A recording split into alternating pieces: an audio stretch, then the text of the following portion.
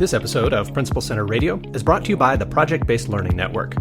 Dr. Amy Bader, the director, is a professional curriculum writer and the leading expert on standards-based PBL. She trains teachers how to write high-quality PBL units in the Project-Based Learning Curriculum Developer Certification Program, and she teaches leaders how to implement successful PBL initiatives in the Project-Based Learning Instructional Leader Program. Learn more at principalcenter.com/PBL.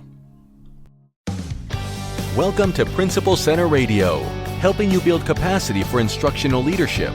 Here's your host, Director of the Principal Center, Dr. Justin Bader. Welcome, everyone, to Principal Center Radio. I'm your host, Justin Bader, and I'm honored to welcome to the program Erin Lehmann and Bill Barnes. Bill Barnes is the superintendent of the Howard County Public School System in Maryland, and he served in leadership roles with the Maryland and National Council of Teachers of Mathematics and has won a number of state and national teaching awards. Bill holds a Master of Science in Mathematics and Science Education from Johns Hopkins University and has served as an adjunct professor for Johns Hopkins, the University of Maryland, Baltimore County, McDaniel College, and Towson University. Dr. Erin Lehmann is an associate professor for the University of South Dakota. She has experience as an elementary principal at a Title I school, as well as being a math teacher, math coach, and curriculum specialist. Dr. Lehmann is the author or co-author of several books, including Teaching Mathematics Today. She is a frequent speaker at national conferences advocating for mathematics and grading practices. She holds an EDD in educational leadership from the University of South Dakota. And they are the authors of Leading Educator Wellness, 6 Critical Actions to Support All Staff. And now, our feature presentation. Erin and Bill, welcome to Principal Center Radio. Thank you for having us. Thanks for having us. Let's start by talking about what need you saw in the field. We are aware, I think, as a profession now, that wellness is a challenge, that some people are not doing well, and that schools have a role to play and leaders have a role to play. What specifically were you seeing that you responded to by writing this book? Just for context, we started noticing indicators of sort of poor wellness prior to COVID, but certainly COVID accelerated all of those indicators. We were seeing at the district level increased rates of absenteeism, increased expenses with our healthcare systems. And of course, as we went out and visited schools, we were hearing the stories of teachers, principals, assistant principals, and staff of increased workload, challenges with balancing work-life. And again, as I said, something we were grappling with or thinking about. It isn't typically something we take head on in education. You know, even though we have human resources systems, it's sort of just this third rail. And then after COVID, it's something we couldn't ignore. We started to see challenges with staff retention. We saw a lot of people retire right at the earliest possible sort of benefited time, 30 years. And right now, if we don't address our employees' wellness, our own wellness, it's going to be a critical risk for our district. How about you, Erin? And then one of the things that I'd like to add is we also read a book, Triage Your School by Christopher Jensen. And one of the main pieces that he talked about really was these poorly designed operations. They really create that persistent, that work-related stress, and that can lead to burnout. And so with everything that Bill had mentioned and said, and then reading that, we're we can do and maybe write something about this. So that is really kind of the why behind what we wrote about. I'm very interested in the opportunity that's out there for organizations, for schools and districts, because I feel like there are some edge cases where, the idea of wellness gets to be kind of untenable, right? Like if a school is just so dysfunctional that no one could be well in it, then, self-care tips are kind of not what's called for. And on the other hand, sometimes people are just going through things in their personal lives that, no strategies are going to get them through. And that's going to just inevitably present challenges in the workplace.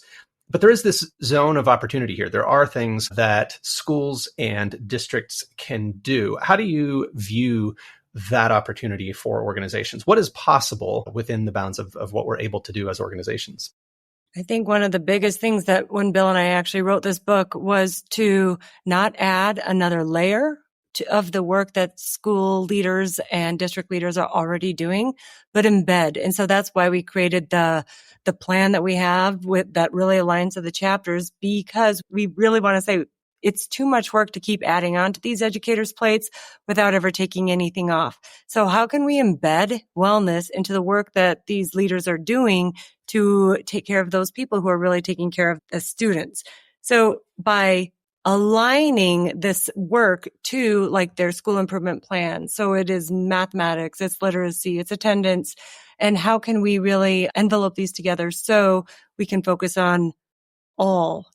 Yeah, and Just, you said something interesting. Another indicator was starting to become apparent is when we would talk to teachers or really inquire about their well-being, we would, obviously fall into a routine of saying, listen, make sure you take care of yourself, practice self-care. We started to get dirty looks back. It really started to become an offensive statement. Yeah. And so the question really became, okay, we got to take this seriously, but how do we do so in such a way that's not episodic?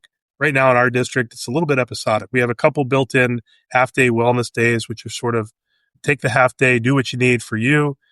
Sometimes schools have spa days, spa week, teacher appreciation week, but it's not working at the root cause. Like, we're still seeing people reporting that they don't feel like they're well. So I think we got to name it. It's a very personal, individual's wellness has become a very personal thing. And we're trying to get that to cross over a little bit by putting systems in place that leaders can work with their staff on to kind of identify, like, what does it mean for our school to be well? And what is it going to take for us to achieve that, in whether it's our overall physical wellness, because teaching and leading is a very demanding, physically demanding sort of sport, if you will, but also emotional, social, sort of the mental wellness dimensions. So yeah, really try to tackle it systemically rather than just episodically. And what are some of those dimensions that you guide school leaders to think through? Because, certainly, as we said, there are things that are kind of outside of our control. There are things that need to be functional within the school for the people within it to be well. Take us through some of the factors that we have some influence on. And you also talk in the book about performing a needs assessment. So take us into some of that. I'll get into the first part and let Bill really get into the needs assessment, because I loved what you asked with I would say chapter 1, we did not know where that really belonged. And that was like the wellness of the leader. It's really hard to lead wellness work if you're really not being reflective about your own wellness. So that is the first chapter. So as a leader, how can you prioritize your own wellness in the sense of physical, mental, emotional, and then really adopting that social piece? And that's off of Tim Kanold and Tina Bugren's work, off of their book, Educator Wellness. And we just took their framework and we adapted it, modeled it, gave examples of what this could look like and should look like with those school and those district leaders, because we know that if they're not taking care of themselves, it's really hard to lead and buy into this work that needs to be done. So the thing we liked about Tim and Tina's book was it created an elegant container. It started to create some common language around how we might deconstruct wellness and how we can talk about it. And so we built a needs assessment around that after working with them and talking about what that might look like. Because our question then was, how do you take this to scale? And they asked it right back of us. How would you take it to scale? And that sort of was sort of initiated our work. The needs assessment really is a tool that school leaders can use with staff to really just kind of assess well-being at the school or district level in each of those dimensions. We ask both broad questions like, how well is your school? It's an intentionally vague question because we want to get the conversation going. And we want this to be sort of a real authentic experience, something that school leaders are not doing to their staff, but doing with their staff. I don't necessarily feel qualified to lead a great wellness program in my district. So I need to really capitalize on our local resources and those on our staff who might have that expertise. And whether we're talking about movement, our movement habits, our sleep habits, our food habits, or we're thinking about our social engagement or our mindfulness, we just really want people to become familiar with that language. And then along the way with that journey through that needs assessment, kind of begin to unpack some of the root causes for why a school or district may not be well. And that's the easy part, is naming it. People can name all the things that are getting in the way of their happiness or their wellness, which are different things. But then, we use that tool as a common language building tool. And so I think the other thing that Bill's saying too is, like, we wanted to look at this from almost a systemic level. So how can we look at the system as a whole and not make these decisions based upon one person's thoughts and opinions, but really gather that data, the qualitative, the quantitative data from the people that are, doing the work. And so that was the other thing that we really wanted to capitalize on, is it's not just the thoughts and opinions. It is truly getting those different perspectives from the different people that work in that organization. Great to start with that needs assessment. And then you also talk about doing a root cause analysis and then presumably from there getting into some action steps. Take us into some of what that can look like to do a root cause analysis and then to take some steps to improve wellness. So we encourage leaders right out of the gate to figure out who their champions are going to be, who their team members at the school or district level. We call it a wellness team, and we give some recommendations about who that might be in your school or in your neighborhood. And then that root cause analysis really is a natural follow-on to what is revealed through the needs assessment. And it's meant to be, down and dirty. It's meant to be revealing of some spaces that may be uncomfortable. And it's meant to be captured and recorded so that presumably when we get into this next phase of setting goals or identifying strategies to improve our wellness, we can use as a benchmark as things to kind of address as we go through. Which segues beautifully into that goal setting and action planning and really taking the time to say, all right, if this is what these causes, what can we do? Because that was the other thing that Bill and I, when we started writing this, that it's not going to be a one size fits all approach. And so being very thoughtful about what maybe ideas that we could present in terms of, it's almost that multi-tiered system of support for educators that we do for our students. And so how can we take the same type of concept saying, yes, we've got this tier 1 of support for all of our educators. Now, what would it look like maybe with a tier 2 and a tier 3? And how can we structure and offer this? And so really diving into and being open about it's going to look different from school to school, from program to program, from district to district, because like you said, sometimes the systems are broken. And so if we can just really get down to that root cause and start really working on that wellness piece, we might be able to focus on the wellness of the school with everybody who's there. Any kind of presentation on wellness can seem like a slap in the face if people feel like there are organizational conditions that are the problem. And often those organizational conditions are just hard to change. Yeah, I think what's really important, it's really important to emphasize to staff, if we intend to be credible, and we do, that we see and recognize concerns, and we have concerns, and we share concerns related to the overall well-being. We want to do, our absolute goal and mission is to do well by our students, to make sure they graduate with their dreams intact. But we do have to ask at what cost. And at some cost, and it can't be at the overall expense of educators. We are naturally wired to want to be everything for everybody else.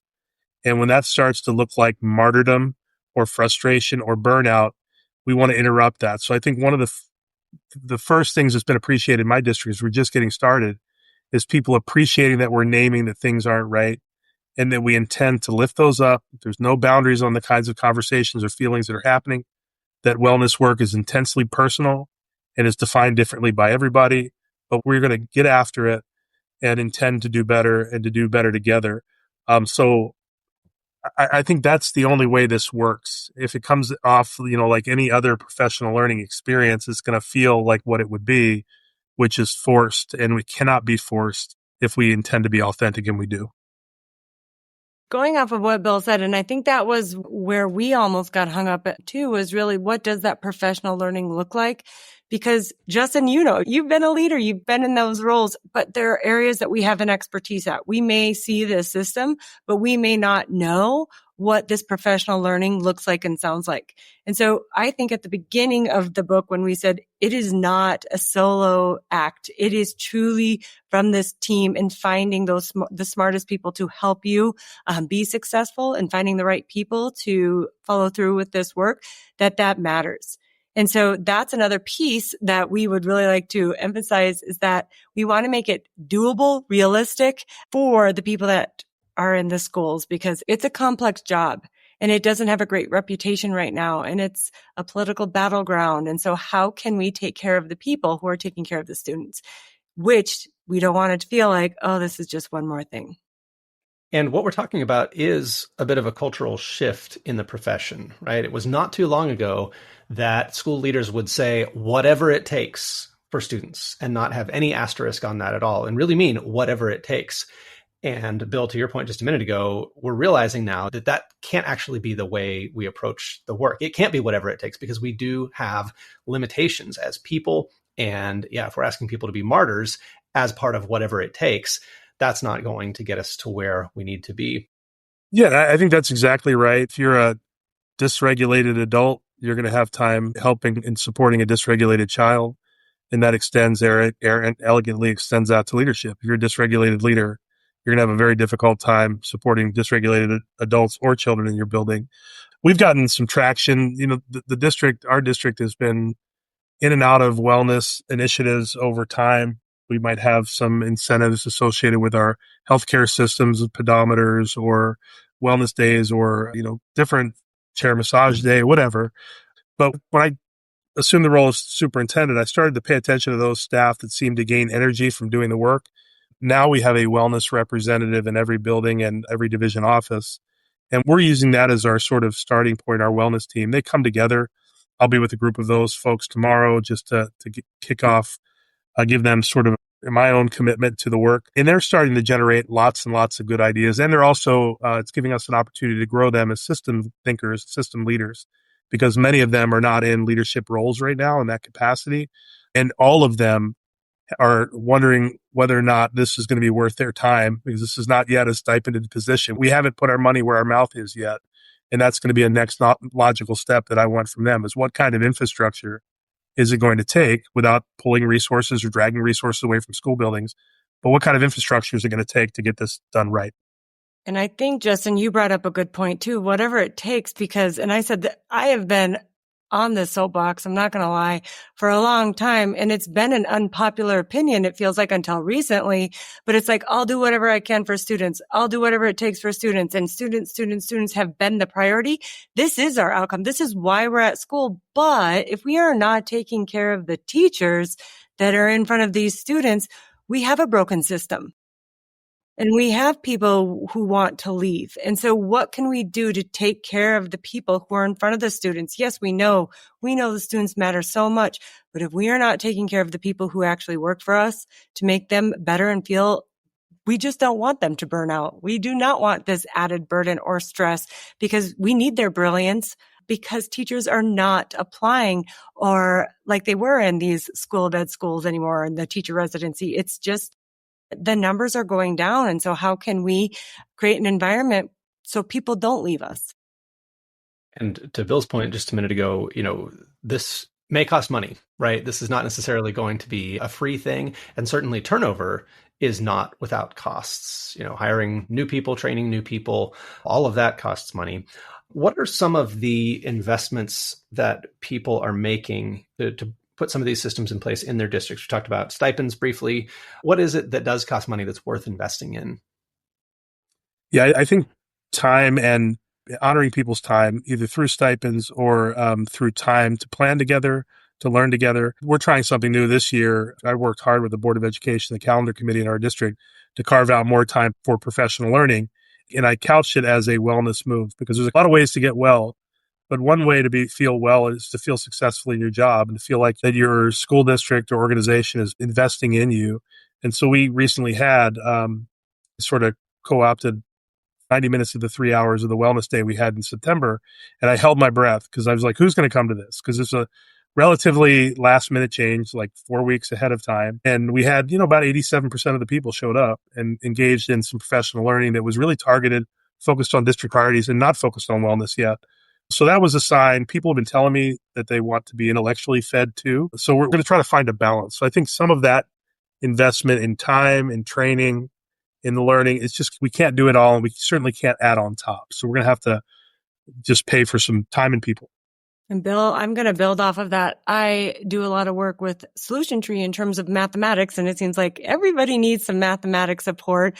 However, when wellness came out with Tim and Tina, I had only a few jobs, but now I will say that there are districts across the country who want this support, who know that this matters.